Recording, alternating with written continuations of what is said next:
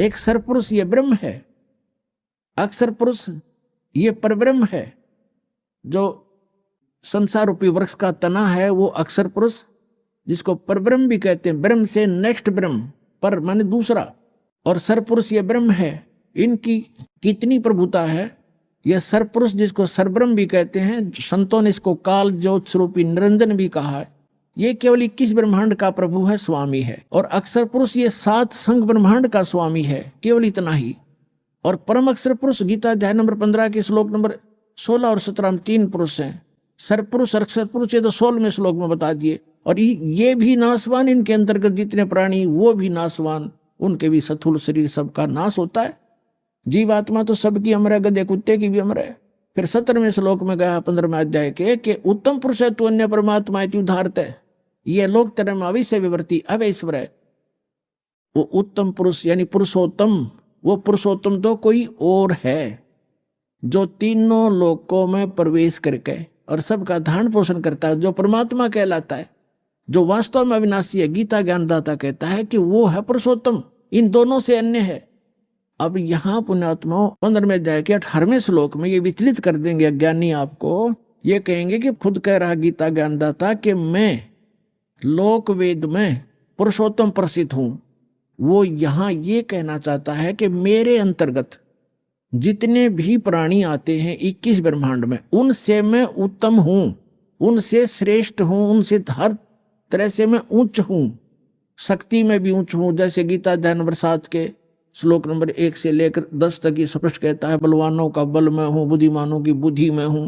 तो ये जो इसके अंतर्गत है उन पर लागू है। ये कहता है इस लोक वेद में, लोक वेद माने दंत कथा, सुने सुनाए ज्ञान के आधार से जो इस लोक में चल रहा है, जो ज्ञान, उसके आधार से मैं पुरुषोत्तम प्रसिद्ध हो रहा हूं। इसलिए क्योंकि मैं मेरे अंतर्गत जितने प्राणी हैं उन तक श्रेष्ठ हूं। लेकिन 15वें अध्याय के 17वें श्लोक में इसने स्पष्ट ही कर दिया कि उत्तम पुरुष है तो अन्य। उत्तम पुरुष माने पुरुषोत्तम, वो तो कोई और है। और उसको तत्वदर्शी संत बताएंगे। और वो तीनों लोकों में प्रवेश करके सबका धारण पोषण करता है। वो अविनाशी भगवान है, अपना तो जन्म मृत्यु बताता है। और वास्तव में वो परमात्मा कहलाता है। परमात्मा का अर्थ होता है श्रेष्ठ आत्मा, जो दुख नहीं देवा, केवल सुख सुख देता है। तो ये सुख सागर है परमात्मा। कबीर जी अमर पुरुष, सत्य पुरुष, परम अक्षर पुरुष। तो यहाँ गीता अध्याय नंबर 8 के श्लोक नंबर 5 और 7 में गीता ज्ञानदाता कहता है कि मेरी साधना कर। 8वें अध्याय के 13वें श्लोक में इसने बता दिया मेरा ओम एक अक्षर है, नथिंग एल्स। और इसकी भक्ति करने से ओम से मिलने वाली परम गति मिलेगी। वो क्या मिलेगी? ब्रह्म लोक जाएगा। 8वें अध्याय के 16वें श्लोक में लिखा है ब्रह्म लोक में गए हुए प्राणी भी जन्म मृत्यु में आते हैं। तो ये कहता है कि 8वें अध्याय के 5 और 7 में कि मेरी भक्ति करेगा मुझे प्राप्त होगा, लेकिन युद्ध भी करना पड़ेगा। तो जहां युद्ध है वहां शांति कहाँ? अब फिर ये बताता है 17वें अध्याय के 23वें श्लोक में कहा कि सच्चिदानंद घन ब्रह्म यानी परम अक्षर ब्रह्म के पाने का 3 मंत्र का जाप है। ओम तत्सत। ओम तो सरपुरुष का, तत् और सत ये सांकेतिक, इस दास के अतिरिक्त इस विश्व में किसी के पास ये मंत्र नहीं है। परमात्मा की दास दास पर रजा हुई है। ये कोड वर्ड है। तत् है ये सांकेतिक शब्द है, ये अक्षर पुरुष का है। और सत भी सांकेतिक है, ये परम अक्षर पुरुष यानी परम अक्षर ब्रह्म का है। तो यहां स्पष्ट कर दिया कि उस परम अक्षर ब्रह्म के प्राप्ति के लिए 3 मंत्र के जाप की साधना करनी है आपने। साधना अन्य वस्तु होती है, पूजा अन्य होती है। जैसे हमारा इष्ट है जल, हमने जल प्राप्त करना, जल का पता लग गया पृथ्वी के अंदर है, तो हैंड पंप लगाना पड़ता है। हैंड पंप ऊपर फिर उसके पाइप बोकी लगाना, फिर ऊपर मशीन लगाना, हैंड पंप, ये सारी जो व्यवस्था है, ये उपकरण प्रयोग करने पड़ेंगे, साधना करनी पड़ेगी हमने उस उपास्य यानी इष्ट को प्राप्त करने के लिए, जल को प्राप्त करने के लिए। ये मंत्र हमारे पूज्य नहीं है। इन मंत्रों से हमें वो पूज्य वस्तु प्राप्त होगी। ये साधना है, ये मजदूरी है हमारी। तो यहां अभी तक ये कबीर पंथी यहां मार खा गए। इन मंत्रों को इन्होंने अवॉइड कर दिया कि तो काल के मंत्र हैं, ओम भी काल का फलाना। अरे हमने पानी जल प्राप्ति के लिए जो साधना प्रयोग करनी है वो चाहे लोहे की है, तो उस लोहे की वस्तु बिना वो जल ना मिल रहा है। इसी प्रकार ये जो मंत्र हैं ये अभी तक किसी का समझ में नहीं आए थे। उन महापुरुषों ने छोड़कर जिनको भगवान मिले उन्होंने तो स्पष्ट किया है कि वही गुरु पूरा कहा है, दो दो अक्षर का भेद बतावे। नानक साहब जी कहते हैं, जय तू पढ़िया पंडित बिन दो अक्षर दो नामा, परमति नानक एक लंघाए जय कर सत समावा। दो अक्षर का तो सतनाम है, एक ये सार नाम है, इनसे हटकर है। ओम और तत् मिलकर सतनाम बनता है दो अक्षर का। इसकी श्वास और उश्वास से साधना करनी होती है, और सत जो है वो सार नाम है, वो अलग है। इन सब की साधना करनी पड़ती है। 17 में जाके 23वें श्लोक में श्रीमद् भगवद गीता में गीता ज्ञानदाता बता रहा है कि सच्चिदानंद घन ब्रह्म के पाने का केवल ओम तत्सत ये 3 मंत्र के जाप का निर्देश है, नथिंग एल्स, और कोई नहीं। निर्देश माने फाइनल डायरेक्शन, इसके अतिरिक्त कुछ नहीं। अब यहाँ 8वें अध्याय के 5 और 7 में तो अपने विषय में बता दिया कि मेरी साधना करेगा मुझे प्राप्त होगा, लेकिन युद्ध करना पड़ेगा। तो युद्ध करना जहां पड़ गया वहां शांति कहा। फिर 8वें अध्याय के 8, 9, 10 3 मंत्रों में स्पष्ट किया गीता ज्ञानदाता ने कि उस परम अक्षर ब्रह्म की भक्ति करोगे तो उसी के पास जाओगे। उसकी साधना का मंत्र बता ही दिया, वो ओम तत्सत। तत् और सत ये सांकेतिक है, ये खुद नहीं जानता गीता ज्ञानदाता। उसके लिए 4थे अध्याय के 32 और 34 में स्पष्ट कर दिया है मंत्र में कि जो सच्चिदानंद घन ब्रह्म परम अक्षर ब्रह्म स्वयं आते हैं यहाँ पर, वो काल पुरुष, और अपने मुख कमल से यथार्थ ज्ञान और यथार्थ भक्ति विधि बताते हैं। उसके अंदर विस्तार से कही गई है वो धार्मिक अनुष्ठानों की जानकारी, यज्ञों की। यज्ञ माने धार्मिक अनुष्ठान, साधनाएं। उसको जानने के बाद साधक फिर पूर्ण मोक्ष प्राप्त कर जाता है। उसके लिए तत्वदर्शी संतों के पास जाने के लिए गीता ज्ञानदाता कहता है। इसे सिद्ध है कि गीता ज्ञानदाता न तो तत्व ज्ञान से परिचित, और तत्व ज्ञान गीता ज्ञानदाता से अन्य है, और वो तत्वदर्शी संत भी अन्य है। तो वो ये दास है, रामपाल दास, आज विश्व में इस तत्व ज्ञान से परिचित।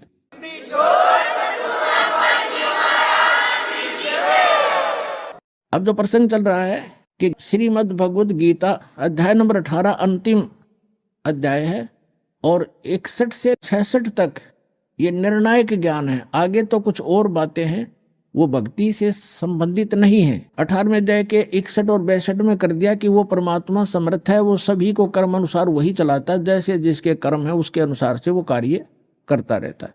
और उस परमेश्वर की शरण में जाने से ही परम शांति को प्राप्त होगा, सनातन परम धाम में चला जाएगा, जहां जाने के बाद साधक फिर लौटकर कभी संसार में नहीं आते।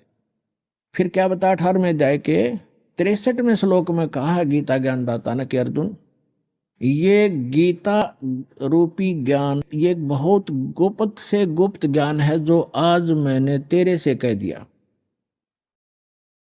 अब तेरी मर्जी, तेरी इच्छा है, जैसा चाहे वैसा कर। मेरी शरण में रहना है तो युद्ध कर, उठा हथियार, और उसकी शरण में जाना है तो उसके लिए तत्वदर्शी संत की खोज कर ले। ये गुप्त से गुप्त ज्ञान मैंने तुझे बता दिया।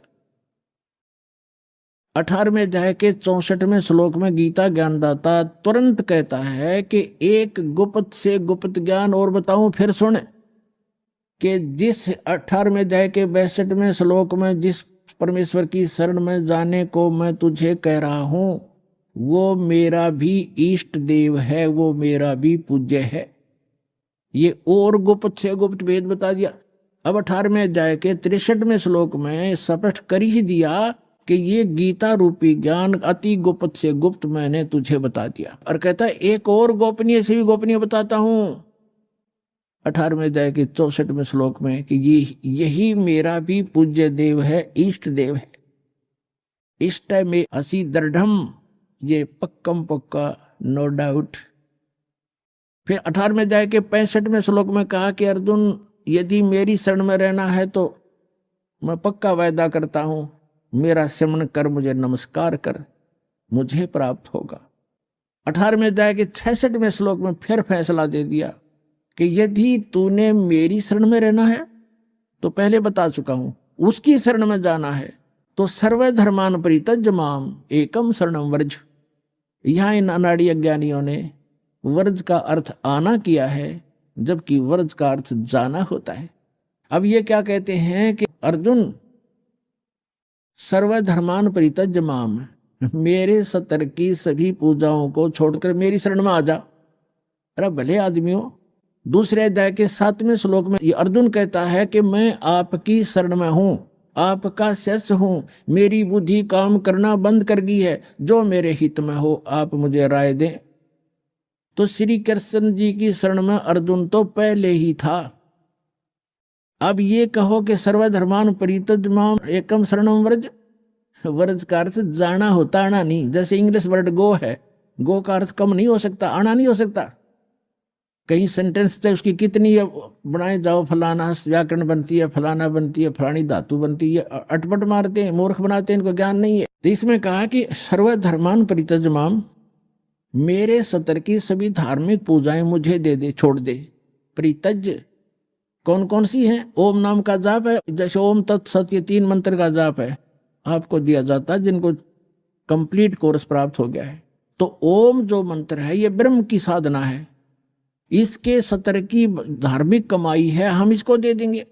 पहले हम इसको ब्रह्मलोक में जाकर नष्ट करते थे, देवता बन जाते थे, अपना धन नाश करके फिर गधा बन जाते थे। तो अब हमें ज्ञान हो गया, हम इसका कोई प्रतिफल नहीं लेंगे, अपनी पूंजी नाश नहीं करेंगे। हमारे ऊपर इसका ऋण है, क्योंकि ये पृथ्वी इसने तप करके प्राप्त कर रखी है और हम इसमें बेमतलब आ गए। अब इसने हमें मजदूर बना लिया कि यहाँ कमाओ और खाओ और मेरा टैक्स दो, हमें मजदूर बना रखा, बंधक। तो अब परमात्मा आए हैं हमें छुड़वाने के लिए, विधि बताई कि इसका टैक्स दो, मैं तुम्हारा अकाउंट कराऊंगा और ये मजदूरी करो, इससे पीछा छुड़ाओ, चलो सतलोक में जहां से तुम आए हो, जहां कभी दुख नहीं होता।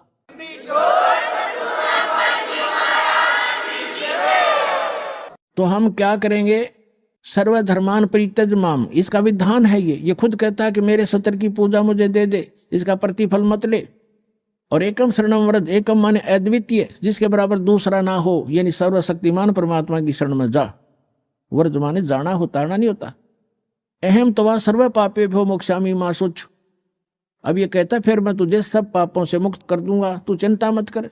आपे कर देगा जब हम इसका ऋण दे देंगे। ये मांगे कि हमारे, ये अपने खुश हम अपने खुश।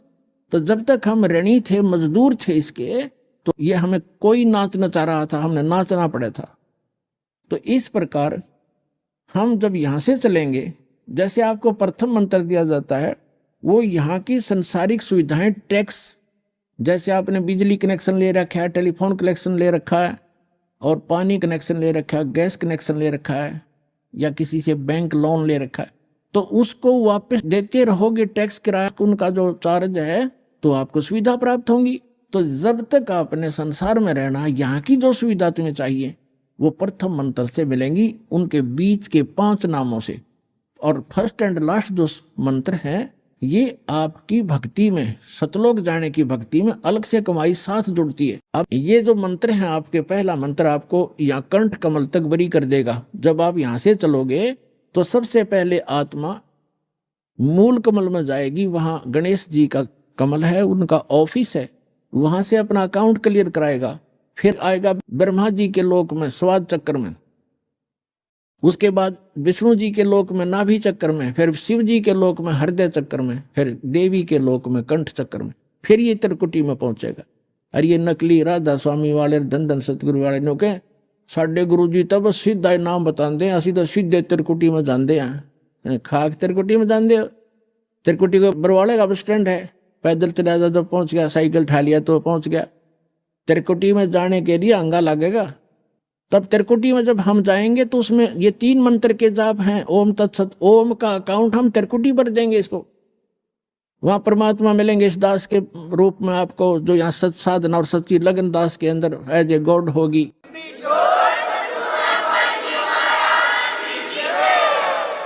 तो उसको लेकर के परमात्मा जाएगा इस धर्मराज के दरबार में, जो यहाँ का न्यायाधीश है, और उसको ये गीता अध्याय नंबर 18 का श्लोक नंबर 66 यानी ये विधान कोड करेगा। ये दास आपका वहां वकील बनेगा। कबीर साहब कहते हैं, कर लो गुरु वकील मुकदमा भारी है, ये कर लो गुरु वकील मुकदमा भारी है।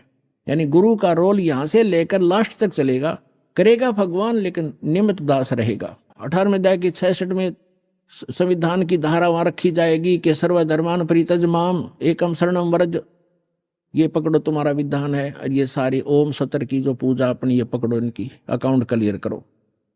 इससे हम 11वां द्वार पार कर जाएंगे। 11वां द्वार पार करके हम प्रवेश करेंगे जब वहां अक्षर पुरुष का लोक आएगा। 7 संघ ब्रह्मांड है, उससे उससे पार होने का जो हमने किराया देना है, वहां से उसका साधन हमें मिलेगा और उसके प्रतिफल में हम इस तत्व मंत्र की कमाई उसको देंगे। वो हमें 12वें द्वार में जा छोड़ेगा। 12वां द्वार पार करके हम सतलोक चले जाएंगे। वहां जाकर फिर कभी लौटकर संसार में नहीं आएंगे। सत्संग में आने से जीव को पता चलता है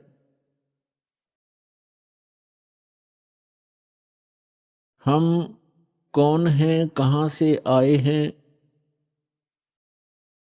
यहां ये मरने और जीने की व्यवस्था किस कारण से बनी हुई है,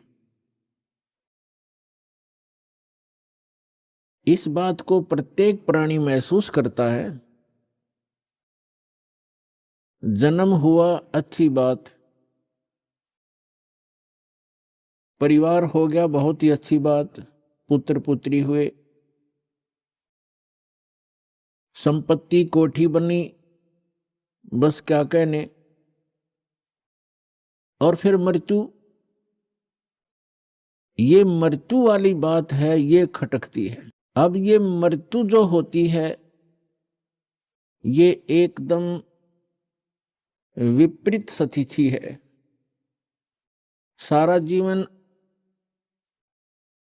संतान के पोषण में, संपत्ति के जोड़ने में, कोठी और महल बनाने में लगा देता है प्राणी, और 1 मिनट के बाद पता नहीं पुत्र की मृत्यु हो जाती है, पुत्री मर जाती है, पुत्र वधू मर जाती है, मां की मृत्यु हो जाती है, परिवार का परिवार भी नाश हो जाता है।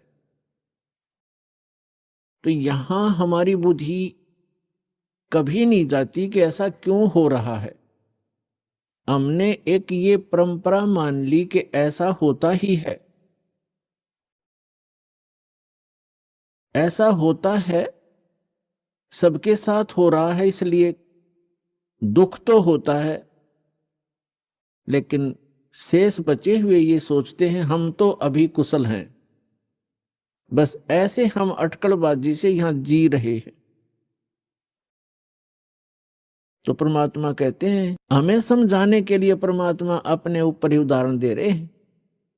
कबीर परमात्मा जी, ये हमारे पिता हैं। साथी हमारे चले गए, हम भी चालन हारे, कोई कागज में बाकी रह रही, ताते लगी है वार। कोई कागज में बाकी है, कोई श्वास शेष हैं आपके, इसलिए देर लगी हुई है आपको। और जो चले गए संसार छोड़कर, उनके भी, उनकी आशाएं, उनके इरादे, उनकी सोच यही थी कि अभी मृत्यु नहीं होगी। फिर परमात्मा याद दिलाते हैं, स्वयं आकर के कबीर भगवान यथार्थ ज्ञान, यथार्थ भक्ति विधि, अपने द्वारा रची हुई सृष्टि को ही भी वो खुद ही ठीक ठीक बताते हैं। और हम कहाँ थे ये हमें नहीं मालूम हो सकता, चाहे कितनी बात बनावे। ये तो रचनहार ही बता सकता है कि आप यहाँ क्यों दुखी हो रहे हो, ये मरने जीने की व्यवस्था कौन सी अच्छी है। इस बात को सभी मानते हैं कि अच्छी नहीं है।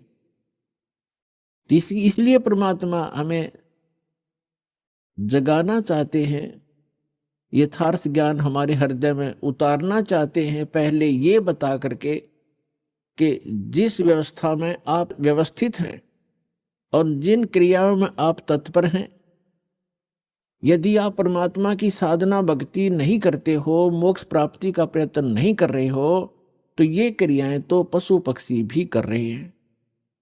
तो मानव शरीर की क्या आवश्यकता थी, जिसमें परमात्मा ने अच्छी सोच दी है, बुद्धि दी है, और समय पर गर्मी सर्दी प्राकृतिक आपदाओं से बचने की व्यवस्था भी हम कर सकते हैं। जैसे गर्मी से बचने के लिए कोई झोंपड़ी महल मकान बना सकते हैं, इतनी बुद्धि भगवान ने दी है। समय पर आहार करने के लिए हम पूर्व संग्रह कर लेते हैं, अन्न इकट्ठा कर लेते हैं, और गर्मी सर्दी से बचने के लिए भी हम कोई झोंपड़ी महल बना लेते हैं। इसका उद्देश्य क्या है? इसका उद्देश्य ये है, इन सब सुविधाओं को परमात्मा ने इसलिए दिया है कि आप प्राकृतिक आपदाओं से डिस्टर्ब ना हो सकें और भक्ति करते रहें। जैसे परमात्मा की प्राप्ति में ये आत्मा उसी समय से व्याकुल है जिस समय से ये उस परम पिता के उस सुखमय स्थल से, उस सतलोक से, अमरलोक से बिछुड़ कर आई है, उस परम पिता से दूर हुई है। उसी दिन से इसको आभास हो गया है कि जो सुख मैं छोड़ के आया हूं वो यहां नहीं है। उसकी खोज में फिर ये अपनी अटकलबाजी से, जीव सोच से सोचने लगता है, प्रयत्न करता है। जैसे कोई निर्धन है, वो सोचता है कि धनवान सुखी होंगे, धन में सुख होगा। और धनी व्यक्ति को स्वप्न में भी सुख नहीं होता। पुण्यात्माओं, निर्धन को तो ये बात जचे नहीं कि धनवान सुखी नहीं, लेकिन किसी धनवान यानी मायाधारी से मिलकर देखना, उसके ऊपर कितनी समस्याओं का पहाड़ होगा,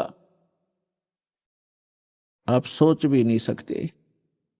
जहां माया है वहां शीतलता नहीं हो सकती। जहां भट्ठी अग्नि की तप रही हो वहां शीतलता नहीं हो सकती। ये माया अग्नि की भट्ठी है, इसके निकट बैठकर प्राणी कभी भी शीतलता महसूस नहीं कर सकता। धनी व्यक्ति सोचते हैं कि राजा लोग सुखी होंगे। राजा को सुख स्वप्न में भी नहीं होता। आपको ऐसा लगता है जैसे इसके आगे पीछे बड़ी सेना चलती है, बड़े बड़े अधिकारी सलूट लगा रहे होते हैं, ये महासुखी होगा, कारों में चलते हैं। सपने में भी सुख नहीं है इनको, क्योंकि हमने सुख का पता ही नहीं जो सुख होता है। राजा लोग समझते हैं कि ऊपर के ये देवता लोग सुखी होंगे स्वर्ग आदि में। स्वर्ग के देवता सोचते हैं इंद्र सुखी होगा, जो देवराज है, देवताओं का राजा है। और देवराज सोचता है कि ब्रह्मा विष्णु महेश सुखी हैं। ब्रह्मा विष्णु महेश कहते हैं हम स्वप्न में भी सुख नहीं हमारे को। आपने भगवान विष्णु की कथा पढ़ी होगी, बहुत बार सुनाई है, देवी भागवत प्रथम स्कंद में।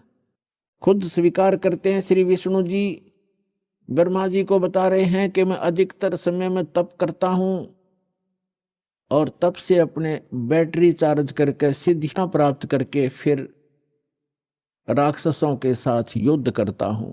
कभी मुश्किल से कोई समय मिलता है तो लक्ष्मी के साथ सुखपूर्वक समय बिता पाता हूं। तो खाक सुख है यहां पर। परमात्मा बताते हैं झूठे सुख को सुख कहे, ये मान रया मन मोदे, सकल चबीना काल कहा, कुछ मुख में कुछ गोदे।